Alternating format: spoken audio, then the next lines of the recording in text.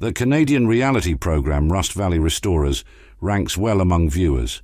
Mike Hall and his crew take in dilapidated historic vehicles and get them running again in this episode. Ever since I began Rust Brothers, I've seen a significant loss of capital. You end up with probably 150 additional automobiles, even if that wasn't the original goal. The show stands out because of Mike's perseverance and commitment to completing each assignment successfully. After all the time and effort that Mike puts into his projects, you would think he would earn a tidy profit from them. Things became even more interesting when Mike said that he was selling his Field of Dreams, a collection of about 500 classic vehicles that he had cherished for the last 3 to 4 decades. Since then, many have wondered, what became of Rust Valley Restorers Mike Hall? This documentary series is made in Canada by Mayhem Entertainment and Chorus Entertainment for the History Channel. In case you haven't heard of it, it's very cool.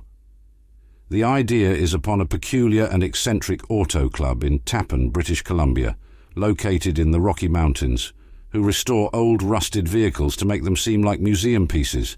Many abandoned automobiles, left behind by their owners for various reasons, have made Tappan, often called Rust Valley, their permanent home for quite some time. For the same reason, Tappan is also home to a restoration business, where fascinating individuals use their automobile expertise. After picking them up, restoring them, and selling them to interested customers, they turn these old automobiles into classics. No matter the condition of an abandoned vehicle before restoration, Mike Hall will transform it into something you'll like. Even though Rust Valley Restorers isn't an individual show, we have to give props to Mike Hall, the man behind the institution. Mike Hall, whose real name is Michael Bourne, is a successful businessman and rust collector from Rust Valley. He was born on February 4th, 1958. He became famous on television for his passion for collecting vehicles, which he began in his teenage years. Rust Valley Restorers, the program he launched, quickly became popular. The play has many admirers, but many things, like how Rusty Valley Restorers came to be, remain a mystery, both to the audience and to Mike Hall himself. The unconventional way this event began was unknown to many. Some folks do their programs with meticulous planning and a great deal of forethought before they go on television. Regarding Mike Hall, however, that is not the case. Mike was no stranger to television, but he had no intention of creating his own program. His rise to fame occurred soon after an appearance on Highway Through Hell, one of many programs on which he had performed. The show chronicled the exploits of a Canadian towing recovery crew as they responded to wrecked cars on Hope, British Columbia's most perilous and challenging roadways. Season 6, Episode 10, Junior's Job, featured Mike Hall's unforgettable performance, which captivated viewers and producers alike. He didn't become famous for his involvement in the show, but a story about him selling 5 acres of property, together with 300 classic automobiles, motorbikes, and military vehicles from Wee went viral. He began his cherished, rusty collection with a few of rare old automobiles, if that makes sense. The 1951 International was Mike Hall's first automobile, but it wasn't the one that began it all, according to him. He made his start in life with a 1961 Alpine, the second automobile he had. He ended up purchasing 6 or 7 little 62 to 65 Novus after recklessly driving the vehicle up a mountainside at around 100 Matrim. Mayhem Entertainment producer Matt Schuch suggested the concept of a car show to Mike Hall after the vehicles became famous. Mike Hall was first apprehensive since he was a collector and not a restorer, but after 3 days of fundraising and team building, he finally consented to get in, and Rust Valley Restorers was formed.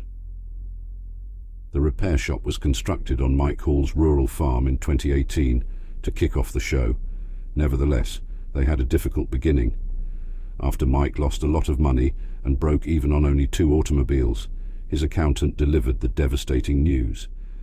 The 1963 Continental convertible that Mike and his crew repaired had an estimated value of $117,000, but had a true cost of roughly $50,000. Mike learned the hard way that being the site of a filming doesn't automatically boost his productivity or revenue. When interacting with clients, he and his colleagues also struggled to differentiate between quotes and estimates. The discrepancy in these figures leads him to confess that his staff and he have a great deal of friction whenever he loses money, particularly when it is captured on tape. Mike Hall doesn't seem or act impoverished, as far as you may be aware. Of course, you'd agree that Mike Hall had a lot of money, if someone asked you. Consequently, how did he amass such a fortune? You should be aware that Mike Hall has a net worth of $5 million before we answer that question. Although it may not seem significant to you, it is rather respectable for someone who deals in the resale of used automobiles. But selling or fixing antique automobiles wasn't how Mike became rich. He worked in the construction industry for a long time before he became the famous reality TV personality that everyone knows today. It turns out that Mike Hall was the proud owner of Chimera Springs Rockworks, a company specializing in slope stabilization. Mike Hall and his crew climbed precarious cliffs and detonated explosives to control the erosion of these treacherous and unpredictable features. Hall was nicknamed the Rasta Blaster because of his distinctive dreadlocks. As of December 2021, Mike had amassed over $5 million, mostly from construction, with the remaining equity resting in his house and automobiles, according to Hot Cars' Corey Barkley. The path to reality TV popularity was not without its obstacles, and despite his success, there is some truth to the story that Hall prioritizes his passion for automobiles before his love for money. His construction firm was more lucrative, so he invested the extra cash into purchasing vintage automobiles that he loved, gave them a good cleaning, and eventually sold them for a profit. Despite selling his restored cool antiques for less than he spent on them, Mike persisted in pursuing his passion for decades. Even while he knows that being a reality TV celebrity slows him down in the auto repair department, you still have to wonder how annoying it must be for him. One bright spot for Mike is that he has company. Being an avid fan of vintage automobiles herself, his wife is really encouraging. He feels satisfaction in his work, since he is helped by her son and pals with this company. When it comes to the performance in particular, there are a lot of concerns about television series, which focus on real life. They make you question their veracity at times. What you want to know is if things are scripted or not. Obviously, not everything seen on reality TV programs is authentic, and that includes Rust Valley Restorers. Nevertheless, there are some unscripted moments. So, without further ado, let me tell you the truth about Rust Valley Restorers. The show's creator, Mike, has come clean about the fact that not everything seen is factual, but he claims that 90% of the program is based on reality. His furious reaction when his kid dropped some automotive gear is evidence that what he claims is true. You now own the solution. The program exaggerates several things. For dramatic effect, there are certain staged moments, and the father-son or father-friend exchanges may be enhanced. Any fan of reality TV worth their salt understands that the staged simplicity of the featured characters' interactions is a major component of the series' overall plot. The car-based history series Rust Brothers Restorations portrays the owner as unskilled when it comes to concentrating on making a profit, and his son Connor is constantly trying to convince him to focus on the bottom line. This is just as true for Rust Valley Restorers as it is, for example, Keeping Up with the Kardashians. However, the technique is much more obvious in the latter.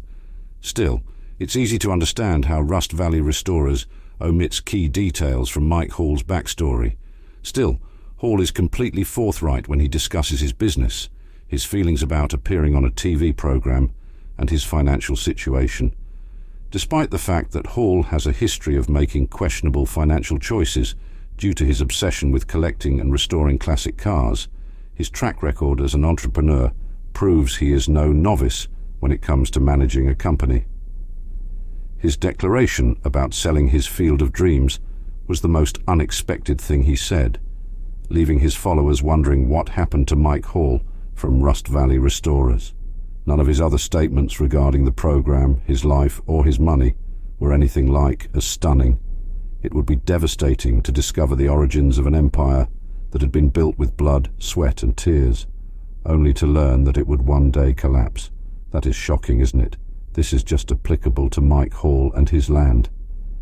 It was shocking news for everyone who had followed the Rust Valley Restorers from the start, when Mike Hall announced that he was selling off his automobiles.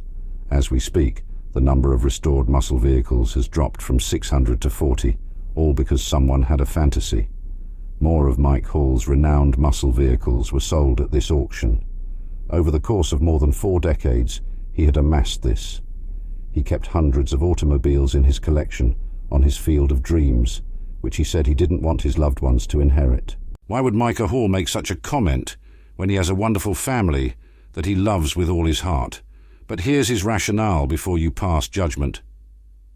Given his uncertainty about what would happen if he were to pass away tomorrow, Mike Hall expressed his concern about leaving his family, his collection.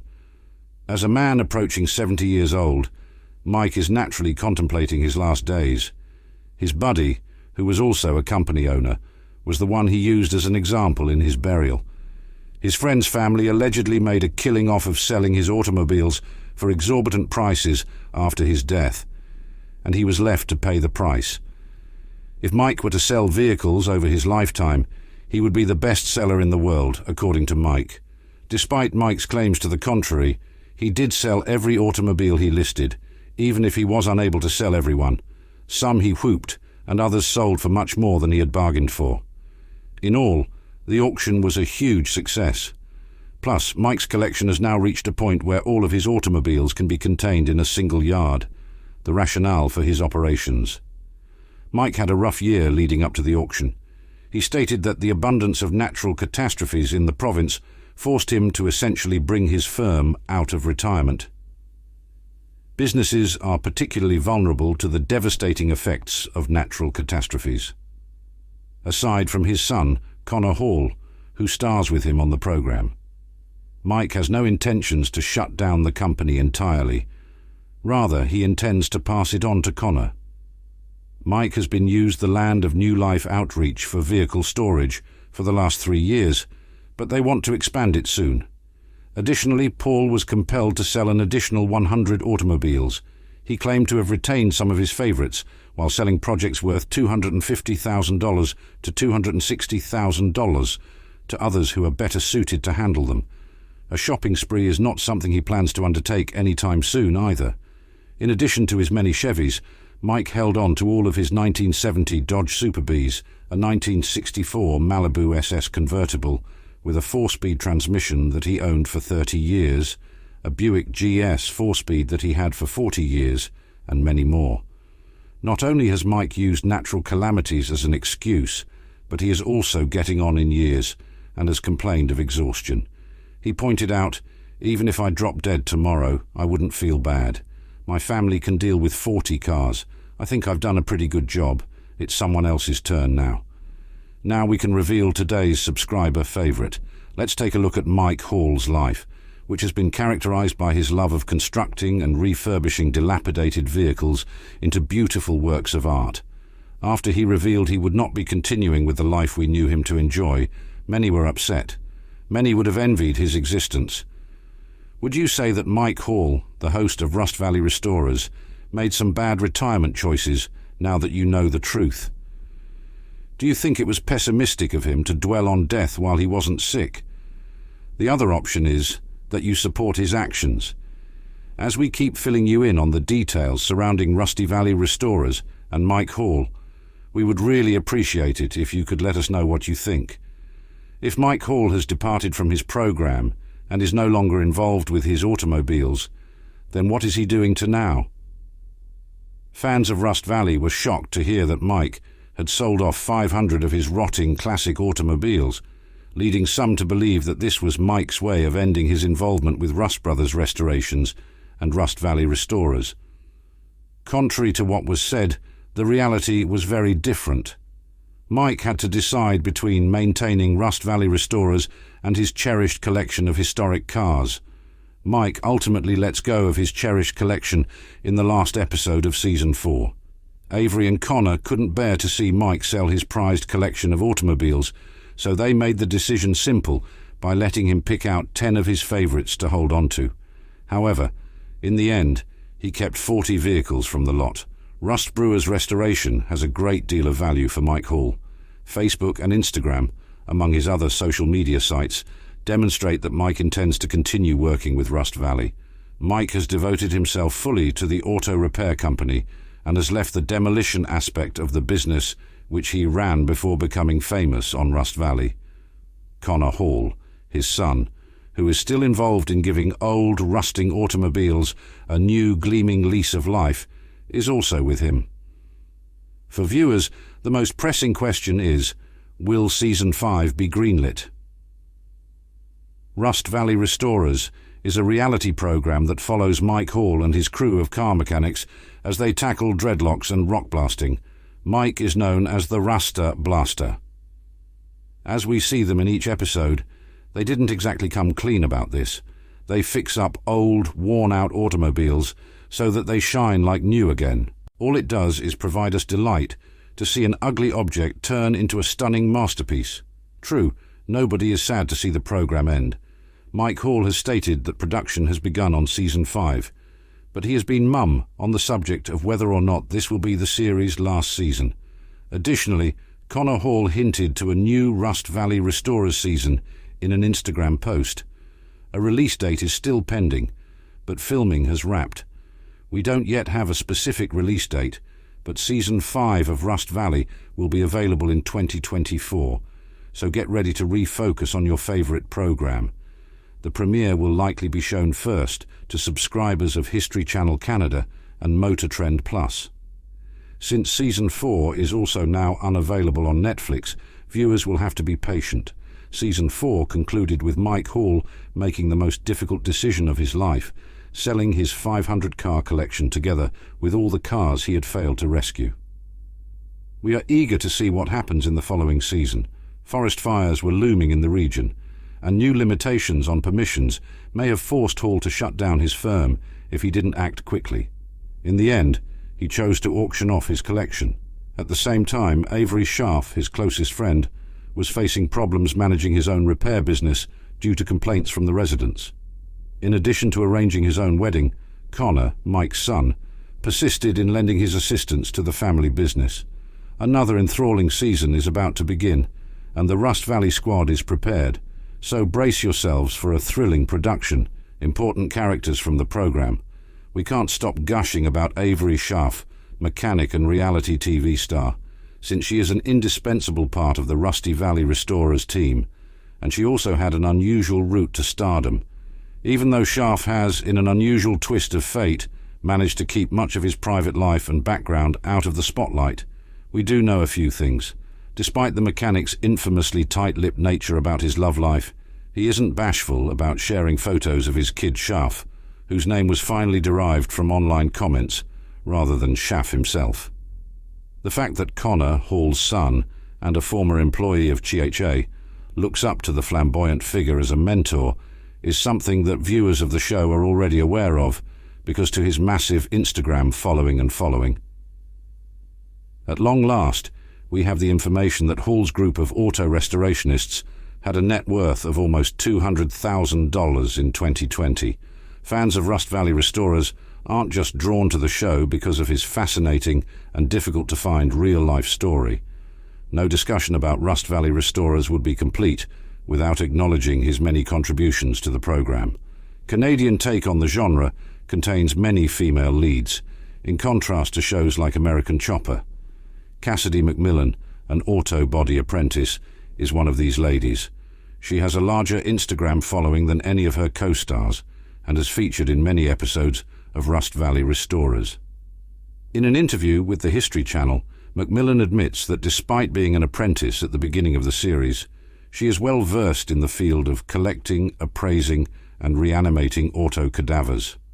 Auto mechanics make up McMillan's whole family, and she inherited their passion for vehicles at an early age.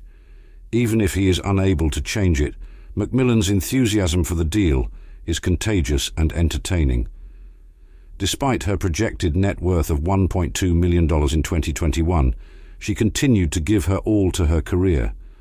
The value of a collision exchange, the significance of the transaction itself, and the inventiveness required for a repair strategy were all topics on which Macmillan spoke at length in a recent interview. In spite of her enthusiasm for her work, Macmillan was forthright about the challenges she has as a woman in a traditionally male-dominated field. "You always have to work a little extra harder," she remarked, explaining that the need to prove oneself on a regular basis motivates her to do just that. She is just as competent as the rest of the series because to her love of cars. Seriously, it is astounding why Rust Brothers are so generous. Their altruistic spirit is the most important thing to keep in mind when watching this program. Rust Brothers Restorations has more than simply financial gain in mind. They were instrumental in 2019 in launching a new fundraising tradition for Habitat for Humanity in Kamloops, Canada. In December of that year, the housing-oriented organization displayed the team's donated vintage automobile in a fundraising raffle at its Jingle Bell Rock dinner and dance. The car was valued at about $70,000, as reported at the time by the Salmon Arm Observer. The event, which would later become a yearly fundraiser for Kamloops Habitat for Humanity, was kicked off when Louise Dagg, a raffle participant, won the refurbished 1968 Camaro SS convertible. A 1969 Barracuda convertible helped the group earn money in 2020, while a 1968 Beaumont convertible was raffled off the year after that. According to CFJC's executive director Bill Miller, the local organization received a large contribution from the Rust Brothers Restorations, which has been a continuing tradition ever since. The grant enabled the charity achieve its objective of building 70 houses or more in different areas by 2020. At the moment, the Kamloops Habitat for Humanity is holding a raffle for a 1979 Harley-Davidson. For just $10, you have the opportunity to win the bike, and all proceeds will go towards building affordable homes in the region for families, veterans, and elderly. I think we can all agree that this is just incredible. What are your thoughts on the recent criticisms of Mike Hall, his program, and his business? For tuning in, I am grateful. Looking forward to seeing you in the next video.